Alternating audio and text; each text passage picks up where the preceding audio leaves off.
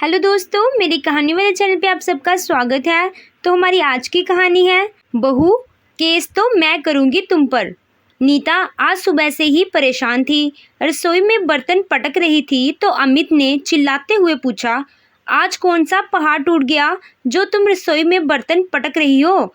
कभी आराम से काम नहीं कर सकती क्या? और अगर कोई बात है तो मुंह से बोल दो, यूं बर्तन मत फोड़ो। महीने के खत्म होने में अभी 5 दिन बाकी हैं, फिर भी मकान मालिक पैसे मांगने चला आया। इतने बड़े शहर में 20,000 किराया देना पड़ता है। बच्चों के फीस के रिमाइंडर आने लगे हैं स्कूल से। राशन भी खत्म होने आया। तुमसे तो कुछ होता नहीं, सब कुछ घर में रहकर मुझे भुगतना पड़ता है।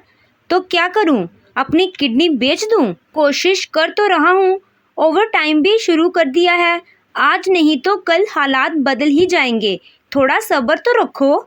देखो जी, इतना हाथ पांव मारने पर भी तुम्हें इतने सालों में क्या ही मिला? 10 साल हो गए हैं दिल्ली में रहते रहते। जितनी आमदनी नहीं है उससे तो दुगना खर्चा होता है। कितनी बार कहा है, गांव की जमीन मकान बेच दो, जो पैसा है उससे हम अपना धंधा शुरू करेंगे, खुद का मकान बनाएंगे और इस रोज की हाय हाय किटकिट से मुक्ति पाएंगे। मगर नहीं, तुम्हें तो शर्म आती है अपने पिताजी से बात करने में। आखिर उनके मरने के बाद भी तो सब कुछ हमारा ही होगा। अपना नहीं तो बच्चों के बारे में क्यों नहीं सोचते? अब ऐसा तो है नहीं कि वो आज ही मर जाएंगे। तुम ये क्या बकवास किए जा रही हो मेरे माँ बाप के बारे में? माना, तुम सही कहती हो, हमें मदद चाहिए, लेकिन मैंने उनसे कितनी बार कहा कि हमारे साथ आकर रहो, अच्छा घर ले लेंगे, कोई छोटा मोटा धंधा कर लेंगे। मगर वह कहते हैं गांव की हवा पानी उन्हें सुहाती है। ये सब छोड़कर यहाँ काल कोठरियों जैसे मकान में नहीं रहेंगे। तुम्हारा दिमाग खराब है। जाकर थोड़ा प्यार से बोलो, इकलौते बेटे के लिए ज़रूर पिघल जाएंगे। अच्छा, एक काम करो, सर्दियों की छुट्टियां आ रही हैं, हम सब 10 दिन के लिए गांव चलते हैं और मैं माँ जी से बात करूंगी। हो सकता है उन्हें मेरी बात समझ में आ जाए और हमारे न्यारे हो जाएं। नीता इस तंगहाली से खुद बहुत परेशान थी। नीता खुद गरीब परिवार से थी, लेकिन बड़े शहर में आकर उसके सपने ख्वाहिश बहुत बड़े हो गए थे। वो कैसे भी अपना खुद का घर खरीद बिजनेस कर अपना रहन सहन सुधारना चाहती थी, ताकि अपनी सहेलियों में अपनी दाग जमा सके। उसकी सहेलियां बहुत पैसे वाली थी और उनमें झूठी शान बताकर शामिल होती रहती थी। अभी कुछ दिन पहले सहेली गीता ने उसके घर पर पार्टी करने के लिए कहा।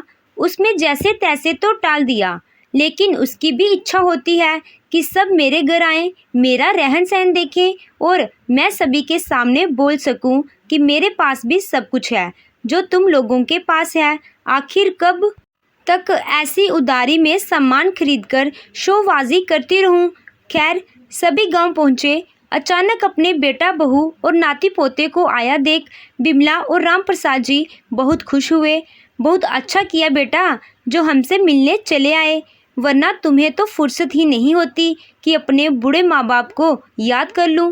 अरे बाबूजी, याद तो आपकी बहुत आती है, लेकिन क्या करूं, फैक्ट्री में काम बहुत है। सुबह का जाता हूं, रात को आता हूं, खाना भी ठीक से नहीं खा पाता और घर में नीता को भी बहुत काम रहते हैं। बच्चे संभालती है और स्कूलों की छुट्टियां भी बहुत कम होती हैं। मगर इस बार सब कुछ छोड़ छाड़ कर हम आपसे मिलने आ गए। बिमला जी बोली, बहुत अच्छा किया बेटा। तेरे पिताजी तो यूं ही तंज कसते रहते हैं, इनकी बातों का बुरा मत मानना। चलो तुम लोग मुंह हाथ धो लो, बढ़िया चाय नाश्ता बनाकर लाती हूँ। नीता बोली, अरे माँ जी आप बैठिए, मैं तो ट्रेन में आराम से आई हूँ। आज चाय नाश्ता मैं बनाऊंगी, आप बस ठाट से बैठकर बहू की सेवा के मज़े लीजिए। अपनी बहू की बात सुन बिमला जी बहुत खुश हुई। आखिर एक सास को चाहिए क्या होता है। आशीर्वाद देते हुए बोली, जीती रहो बेटा, तुम्हारे जैसी बहू पाकर मैं धन्य हो गई। नीता और अमित दोनों ही माँ बाबूजी की सेवा में लग गए। यहाँ अमित अपने पिताजी के संग खेती बाड़ी का मुआयना करने जाता, मकान की कीमत निकालता, वहीं नीता घर में अपनी सास के साथ घुल मिलकर उनके गहने, रुपया पैसा के बारे में जानकारी लेती। इतना प्यार सम्मान पाकर माँ बाप दोनों धन्य हो गए। वो हमेशा सोचते थे, बच्चों को शहर की हवा लग गई है, अब गांव की धूल मिट्टी खाने क्या ही आएंगे, हम जैसे बूढ़ों को यही मर जाना होगा।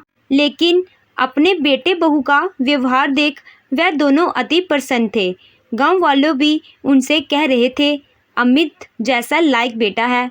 राम प्रसाद जी, अब तो तुम्हारे हाथ पांव ढंग से नहीं चलते, जाकर वहीं अपनी सेवा करवाओ, हमें पूरा विश्वास है अमित तुम्हें बहुत खुश रखेगा। लोगों के मुंह से सुनकर ये बात राम प्रसाद जी फूले नहीं समाते। अपनी बहू से इतनी सेवा पाकर बिमला जी के होठों पर भी सिर्फ नीता बहू की ही बातें रहती। वो बड़े चाव से कभी उनके पैरों की मालिश करती, कभी सिर में तेल लगाती, चोटी करती, उनके लिए अच्छा अच्छा खाना पकाकर खिलाती। बच्चे दिन रात दादा दादी करते पीछे घूमते फिरते। इसे देख दोनों दंपति के अंदर अपने बेटा बहू और पोता पोतानी के साथ रहने की इच्छा जागृत हो गई। एक दिन शाम को सभी मिलकर खाना खा रहे थे, तब राम प्रसाद जी बोले, बेटा शहर में कितने कमरों का मकान है? अरे बाबूजी, 2 कमरा है, उसी में रसोई बना रखी है। बेचारे बच्चे पढ़ने के लिए कभी छत पर कभी बरामदे में बैठे रहते हैं। रात को भी एक कमरे में ही सभी सो जाते हैं। ऊपर से साफ सफाई के लिए मकान मालिक की चिक अलग सुननी पड़ती है। किराया भी इतना है कि महीने की आधी तनख्वाह उसी में चली जाती है। कभी कभी लगता है खाएं क्या, ये तो बड़ी परेशानी है बेटा। क्यों ना हम एक काम करें, अपना गांव का ये मकान बेच देते हैं और तुम वहाँ बड़ा घर लो, हम सब मिलजुल कर रहेंगे। देखो तो सही, 8 दिन में मुझे इतना सुख मिला है। जब मैं हमेशा के लिए तुम्हारे पास रहूँगा तो मेरा बुढ़ापा सुधर जाएगा। जो बात करने में अमित हिचक रहा था, वो बात खुद सामने से पिताजी ने कह दी, जिसे सुनकर नीता और अमित दोनों पति पत्नी की खुशी का ठिकाना न रहा। अपने पति की बात सुन बिमला जी बोली, यह तो बहुत अच्छा सोचे हैं जी, मेरे मन में भी यही था। इतनी प्यारी बहू मिली है, मैं हमेशा यही सोचती, काश इससे अपनी सेवा कराने का मौका भी मिलता, मगर आप ही गांव छोड़कर नहीं जाना चाहते, इसलिए मैं डर के मारे बोलती नहीं थी। अगर आपके मन में ऐसा विचार आया है तो जल्दी कीजिए, इतना अच्छा मौका मैं हाथ से जाने नहीं दूंगी।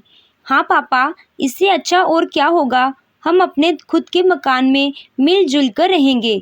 फिर एक कार ले लूँगा, उसमें आपको बैठाकर मॉल, होटल, बाज़ार, मंदिर घुमाने ले जाया करूँगा। आप भी तो देखें, जलवे बड़े शहर के सभी ठहाका लगा हंस पड़े। मगर बाबूजी, मकान क्यों, खेत की ज़मीन भी बेचकर यहाँ से चलते हैं, दोबारा आने की झंझट ही नहीं रहेगा। क्या कहते हैं? बेटा, ज़मीन पुरखों की है, देखता हूँ, मन तो नहीं करता, फिर भी देखता हूँ, क्या कर सकता हूँ। अगले दिन उन्होंने यह सारी बात अपने खास दोस्त मनोहर को बताई, जो कि गांव का बड़ा किसान था। सारी बात सुनने के बाद मनोहर बोला, राम प्रसाद, बेटा बहू के साथ जीवन बिताना अच्छी बात है, उसके लिए अपना मकान खेत सब बेचकर चले जाना भी ठीक है, क्योंकि जहाँ बच्चे वहाँ माँ बाप को होना ही चाहिए। आखिर बुढ़ापे का सहारा तो वही है। मगर मेरा एक सवाल था दोस्त, अगर तुम्हें बुरा ना लगे तो आजकल अखबारों मोबाइलों में ऐसी ऐसी खबरें आती हैं जिनको सुनकर कलेजा मुंह को आ जाता है। माँ बाप को सड़क किनारे भीख मांगने छोड़ देते हैं या फिर ट्रेन में बैठाकर भूल जाते हैं, हरिद्वार वृद्धाश्रम में छोड़ देते हैं। मैं नहीं चाहता ऐसी दुर्घटना तुम्हारे साथ हो, इसीलिए जो भी फैसला लेना सोच समझ कर लेना। देखते हैं राम प्रसाद जी ने क्या फैसला लिया होगा। अरे दोस्त, वो कोई मूर्ख बदनसीब बेटा होता होगा जो अपने जन्म देने वाले माँ बाप को दर दर की ठोकरें खाने छोड़ देता होगा। ऐसे बेटा होने से तो माँ बाँझ होना ठीक समझेगी। देखो दोस्त, बहू बेटा पर विश्वास रखो, पर अंधविश्वास नहीं करना। थोड़ा मुझ पर भरोसा रखो। अगले दिन सब कुछ बेचकर अमित सभी को लेकर शहर आ गया। सब बहुत बढ़िया चल रहा था। राम प्रसाद जी ने बेटे को 3 कमरों का नया घर दिलवाया। कुछ पैसा बच्चों की पढ़ाई के नाम एफडी में जमा कर दिया। नीता अपने सास ससुर की खूब सेवा करती। कभी बाहर जाना होता तो बच्चों को उनके भरोसे छोड़ निश्चित होकर चली जाती। मगर धीरे धीरे घर का सारा काम काज बिमला जी के कंधों पर आ गया। इतने बड़े घर की साफ सफाई, बच्चों का टिफिन, खाना, देखभाल करना उनके लिए थोड़ा मुश्किल होने लगा। उस पर आए दिन बहू अपनी किटी पार्टी, जन्मदिन, हाउस पार्टियां करती रहती, जिसकी वजह से रसोई का सारा काम बिमला जी को संभालना पड़ता। कल बेटा बहू की शादी की सालगिरह थी। खुशी खुशी में बिमला जी ने रसोई का काम तो संभाल लिया, मगर रात होते होते उनके हाथ पांव अकड़ गए। जैसे तैसे रात में खाना खाया, सोचा रसोई की सफाई बर्तन सुबह कर लेगी, मगर सुबह तक उन्हें बहुत तेज बुखार आ गया। जैसे तैसे अपने बेटे के आगे गिड़गिड़ाकर उसके हाथों से दवा मंगवाई। नीता को जैसे ही पता लगा सास बीमार है तो उनकी देखभाल करने के बजाय अपनी सहेलियों को संग घूमने फिरने निकल जाती। बच्चों के लिए बाजार से ऑर्डर कर देती। बड़ी मुश्किल से राम प्रसाद जी ने बिमला जी के लिए खिचड़ी बनाई और उन्हें दवा दी। 2 दिन बाद बिमला जी को अच्छा लगा तो वो उठकर काम करने लगी। तब राम प्रसाद जी ने उनका हाथ पकड़कर बोला, बस करो भाग्यवान, अब इस उम्र में तुमसे ये सब नहीं होता। मैं देखता हूँ क्या कर सकता हूँ। तब अपने बेटा बहू से उन्होंने कहा, क्यों ना साफ सफाई के लिए कामवाली बाई लगा ली जाए, क्योंकि अब तुम्हारी माँ से इतना काम नहीं होता।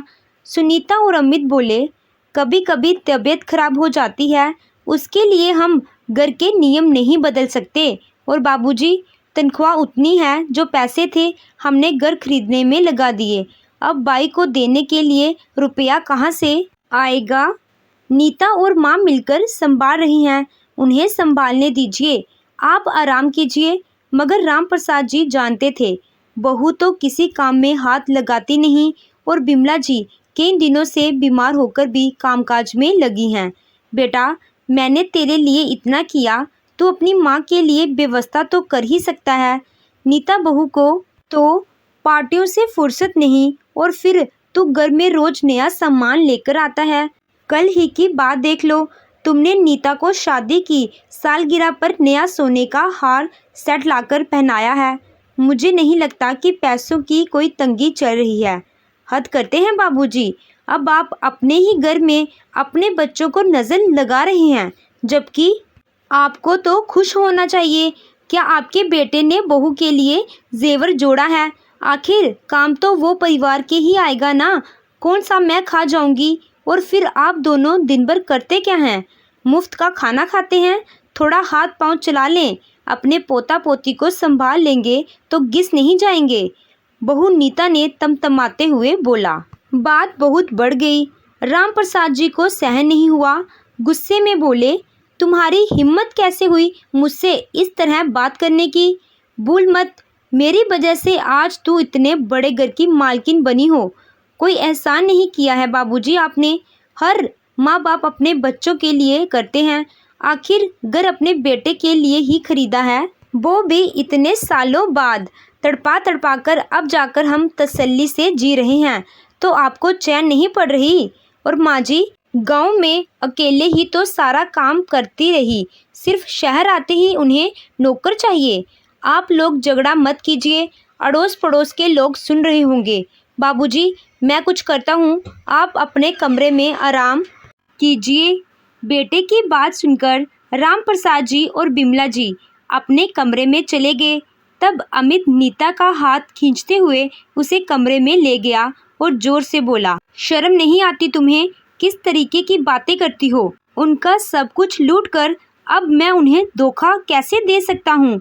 सही तो कह रहे हैं, उन्हीं की वजह से आज इतना बड़ा घर मिला है, वरना चप्पल घिस घिस कर पैरों में घाव बन गए थे, मगर किराए के मकान से छुटकारा नहीं मिला था। देखो जी, तुम पहले भी किसी काम के नहीं थे, मेरी वजह से आज इतना बड़ा घर और रुपया पैसा मिला है। मैं तो जैसी थी वैसी ही हूँ और रहूँगी, तो मुझे पार्टियों में जाने आने से नहीं रोक सकते। अगर कुछ करना है तो अपने माँ बाप को वापस गांव का रास्ता दिखाओ। तमतमाते हुए नीता बोली, गांव किस मुंह से बेचूं? सब कुछ तो बेचकर यहाँ पर आ गए, अब क्या झोपड़ी बनाकर दे आऊँ? कोई बात नहीं, शहर में रखने का मन है, वृद्धाश्रम में छोड़ाओ, कभी कभी जाकर मिल आना, ज़्यादा हो तो फल मिठाई भी दे आना। अमित बेचारा दम से बिस्तर पर बैठ गया। सोचने लगा, माँ बाबूजी का साथ दिया तो पत्नी और बच्चे छूट जाएंगे, और अगर पत्नी बच्चों के साथ रहा तो माँ बाबूजी को छोड़ना ही पड़ेगा। मगर घर की सुख शांति के लिए फैसला तो लेना ही होगा। अब ऐसे गहन चिंतन करने की ज़रूरत नहीं है। कल हमारी फ्लाइट है, पहले ज़रा घूम फिर आते हैं, फिर आकर इस मुसीबत से कैसे छुटकारा पाना है सोच लेना। लेकिन नीता, तुम ही सोच लो, वह लोग वृद्धाश्रम कैसे रह पाएंगे? तुम थोड़ा एडजस्ट कर लो तो अच्छा रहेगा। सोचो, उनके यहाँ रहने से कितने फ़ायदे हैं। तुम बच्चों को छोड़कर कितनी निश्चितता से घूमने फिरने पार्टी करने जा सकती हो। साफ सफाई बागवानी की चिंता नहीं होती। माँ बढ़िया बढ़िया खाना बनाती है, मुझे तुम्हें परेशान नहीं करना पड़ता। बच्चे स्कूल से आते हैं, उन्हें दादा दादी का प्यार मिल जाता है। और देखो, जब कभी हमें घूमने जाना हो तो घर में ताला भी नहीं लगाना पड़ता। फ्री की चौकीदारी अलग। उन दोनों के इस घर में रहने से बहुत फ़ायदे हैं, थोड़ा समझो। अमित लगभग गिड़गिड़ाते हुए बोला, देखो अमित, बात तो तुम्हारी 100% सही है, लेकिन आज जो उन्होंने क्लेश किया है उसके बाद तो मैं उन्हें 5 मिनट भी बर्दाश्त नहीं करूँगी। मगर तुम कहते हो तो उन्हें हमारे लौटने तक इस घर में रहने की मैं परमिशन देती हूँ, मगर उसके बाद उनका बोरिया बिस्तर यहाँ से बन जाना चाहिए। और अगर तुम्हारा दिमाग अभी भी ठिकाने में नहीं आया और माता पिता के चक्कर में मुझे एडजस्ट करने को बोला तो मुझे 1 मिनट नहीं लगेगी दोनों बच्चों को यहाँ से लेकर जाने में। दूसरा, मैं तुम तीनों पर मानहानि का केस कर दूंगी, फिर काटते रहना कोर्ट कचहरी के चक्कर। उसके बाद जीत मेरी ही होगी। तब देते रहना भरण पोषण के लिए गुजारा भत्ता और पड़े रहना अपने बूढ़े माँ बाप के संग। गुस्से से पैर पटक कर कमरे से बाहर चली गई। शायद अमित के अंदर अपने माता पिता के लिए भाव बाकी थे, इसीलिए वो बार बार नीता को समझाने की कोशिश कर रहा था, मगर कहीं ना कहीं कमज़ोर पड़ रहा था, क्योंकि बात बीवी बच्चों की थी। क्या किया जाए कुछ समझ में नहीं आ रहा था। चलो फिलहाल शिमला मनाली जा रहे हैं, वहीं कुछ ठंडे दिमाग से सोच विचार करूँगा। ऐसा सोच अमित ने अपने कपड़े जमाना शुरू कर दिए। अगले दिन चारों बैग पैक कर घर से निकलने लगते हैं। तभी बिमला जी, अरे बच्चों, मैंने तुम लोगों के लिए नाश्ता तैयार कर दिया है, अचानक कहाँ जा रहे हो? कुछ अनहोनी के अंदेशों से डरकर बोली। माँ जी, ज़रूरी था ना आपका टोकना। खैर, अगर इतना ही प्यार था तो कल इतना चिल्लम चिल्ली करने की ज़रूरत क्या थी? कल तो बड़ा कष्ट हो रहा था आपके काम करने से, और आज आप हमारे लिए नाश्ता तैयार कर रही हैं। इतना एहसान मत कीजिए हम पर, और वैसे भी आपके हाथ के बने खाना खाने के लिए भूखे नहीं बैठे रहेंगे हम जिंदगी भर। तमतमाते हुए नीता बोली। नीता, थोड़ा चुप हो जाओ। माँ, वो हम शिमला जा रहे हैं, बच्चों की छुट्टियां थी तो सोचा थोड़ा घूम आते हैं। आप लोग अपना ध्यान रखिएगा, हम चलते हैं। अमित सबको लेकर बाहर गाड़ी के पास चला जाता है, मगर तभी बिमला जी ने देखा कि अमित किसी काम से अपने कमरे में वापस आया है। दौड़कर रसोई में गई, बड़ा सा खाने का डब्बा पैक कर राम प्रसाद जी से बोली, सुनिए जी, अभी वह लोग निकले नहीं हैं, एक काम कीजिए, यह डब्बा उन लोगों को बाहर पहुंचा दीजिए। मेरे पाँव में बहुत दर्द है, वरना मैं ही चली जाती। राम प्रसाद जी गुस्से में बोले। तेवर देखे तुमने अपनी बहू के, किस तरह अपने बाप समान ससुर से जुबान लड़ा रही थी, और अब तुम चाहती हो कि मैं नौकरों की तरह उसे खाना देने जाऊं? आप बिना यही सब आपके बेटे ने किया होता तो थोड़ा भी सोचते नहीं। वो बेचारी एडजस्ट कर रही है, पहले अकेली रहती थी, तुम्हारे नाटक भी तो कम नहीं हैं। देखो जी, सब कुछ एक तरफ, मेरे पोता पोती यूं को भूखा नहीं देख सकती। गुस्से में उसने सुबह बच्चों को दूध भी नहीं पीने दिया। बेचारे हम बूढ़ों की सज़ा, छोटे नन्हे मुन्हे मेरे बच्चे भूखे, ये मैं सहन नहीं कर पाऊंगी। चलिए जाइए, खाने का डिब्बा दे कर आइए। तुम जैसी ज़िद्दी औरत के कारण ही मेरा जीवन खराब हो गया। तुम ही जिद करती थी, शहर चलो शहर चलो, बहू बेटा के पास रहेंगे। देख लिया परिणाम, कैसी बहू है और कैसा बेटा। बहू के आगे क्यों नहीं बोलता तुम्हारा जोरू का गुलाम। आप अपनी रामायण थोड़ी देर के लिए बंद कर दीजिए। अच्छा ठीक है, बहू के पास नहीं जाना तो बेटा कमरे में है, दे आइए। लगता है पैसे भूल गया है, बहुत जल्दी में था। जाइए कमरे में ही टिफ़िन थमा दीजिए, कहना माँ ने दिया है, रख लेगा, उसे भी पता है बच्चे भूखे हैं। जाओ अब देर मत करो, खड़े खड़े मेरा मुंह क्या देख रहे हैं। धक्का देते हुए राम प्रसाद जी को अमित के कमरे में भेज देती है। ना चाहते हुए भी बेटे के कमरे की तरफ पहुँचे। यार तू मेरी समस्या समझ, मामला बहुत गंभीर है। पत्नी मेरे माता पिता के साथ रहना नहीं चाहती, घर में क्लेश होते रहते हैं, समझ नहीं आता क्या करूं। कल तो उसने ये तक कह दिया कि अगर शिमला से आने के बाद उन्हें यहाँ देखा तो घर छोड़कर चली जाएगी। अब तू ही बता मैं क्या करूं। अरे ये तो आजकल के आए दिन के नाटक हैं। जवान लोग बूढ़े लोगों के साथ रहना नहीं चाहते। इतनी गंभीर समस्या भी नहीं जितनी तूने बना रखी है। उन लोगों ने अपनी ज़िंदगी जी ली है, अब तुम लोगों को जीनी है। कब तक घर में लड़ाई झगड़ा करते रहोगे, बच्चों पर क्या असर पड़ेगा। मेरी मान तो ये बहुत ही अच्छा सुझाव है, उस पर अमल कर।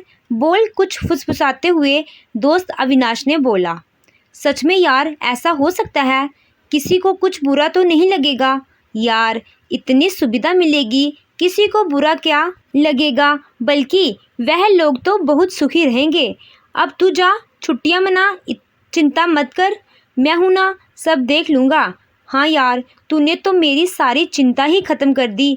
ठीक है, शिमला से आते ही तू सब संभाल लेना। हाँ हाँ सब संभाल लूँगा, चल अब रखता हूँ, बाय। उसने फ़ोन रख दिया। इधर तसल्ली करता हुआ अमित जैसे ही कमरे से बाहर निकला, अरे बाबूजी आप यहाँ क्या कर रहे हैं। वही तो समझ में नहीं आ रहा बेटा कि मैं यहाँ क्या कर रहा हूँ। मतलब मैं कुछ समझा नहीं। बेटा अगर तुम समझते तो आज घर की हालत कुछ और होती, मगर ये तुम्हारी माँ है ना, महामूर्ख औरत है। बेटे के मुंह में अंधी, देखो तो बहू ने कितना कुछ कहा, क्या क्या नहीं किया हम लोगों के साथ, फिर भी उसे भूखा नहीं देख सकती। हुई ना बच्चों के मुंह में अंधी। हाँ हाँ हाँ, हंसते हुए टिफ़िन अमित के हाथों में थमा दिया। खा लेना बेटा, रास्ते में माँ का प्यार है, शायद तुम्हारी भूख मिट जाए। वैसे तो इतने भूखे हो गए हैं कि उन्हें खाना, रुपया, पैसा, मकान, ज़मीन जायदाद, खेत खलियान सब कुछ मिल जाए, फिर भी उनकी भूख खत्म नहीं होती। बाबूजी ये क्या पहेलियाँ बुझा रहे हैं, मुझे देर हो रही है, मैं निकलता हूँ, बोल अमित वहाँ से चला गया। उसे जाता हुआ देख राम प्रसाद जी की आंखों में आंसू आ गए। क्या इंसान ये दिन देखने के लिए बच्चे पैदा करता है। क्या हुआ जी, बच्चों की याद आ रही है। जब से वो लोग गए हैं मेरा भी मन बड़ा बेचैन है, अच्छे से लाड़ प्यार भी नहीं कर पाई, पता नहीं खाना खाया होगा या नहीं। हमें उन्हें कम से कम खुशी खुशी विदा करना चाहिए था। यूँ लड़ लड़ कर जाना कोई अच्छी बात है। इतनी दूर जा रहे हैं, उनके साथ अपना आशीर्वाद भी भेजना चाहिए था। कोई बात नहीं, थोड़ी देर बाद फ़ोन कर बहू बेटा से बात कर लूँगी, देखना। चुप हो जाओ भाग्यवान, गुस्से में लाल आंखें करते हुए राम प्रसाद जी बोले। बहुत हुआ तुम्हारा लाड़ प्यार, तुम जिन लोगों पर अपना इतना दुलार लुटा रही हो वो तुम्हारे साथ क्या करने वाले हैं इसका तुम्हें पता भी नहीं है। और अगर मैंने बता दिया तो तुम्हारे पैरों तले ज़मीन खिसक जाएगी। यह प्यार किस चिड़िया का नाम है ये भी भूल जाओगी कि तुम्हारा परिवार भी है। बांग खा लिया क्या, सुबह सुबह कैसी बहकी बहकी बातें कर रही हैं, क्या हुआ है मुझे बताइए। बिमला जी घबराते हुए पति से पूछती हैं। तुम सुनना चाहती हो तो सुनो। एक ही सांस में जो भी कुछ उनके मन में था सब कुछ बोल दिए। सुनते ही बिमला जी दम से कुर्सी पर बैठ गई। क्या इतना बड़ा धोखा, वो भी इकलौते बेटे बहू से। हे प्रभु, ये सब देखने से पहले मुझे दुनिया से क्यों नहीं उठा लिया। तुम चिंता क्यों करती हो? मैं भी ऐसा सबक सिखाऊंगा कि जिंदगी भर अपने बाप को याद रखेगा और ये उदाहरण हर बेटे के लिए होगा। आप क्या कर लेंगे? क्या करने वाले हैं? मुझे भी तो बताएं। तुम चुप कर जाओ, बोलकर से बाहर चले गए। तो दोस्तों, इसका अगला भाग आपको कल सुनने को मिलेगा। वीडियो अच्छी लगी हो तो वीडियो को लाइक कीजिएगा। चैनल पे नए हो तो चैनल को सब्सक्राइब कीजिएगा। Thank you.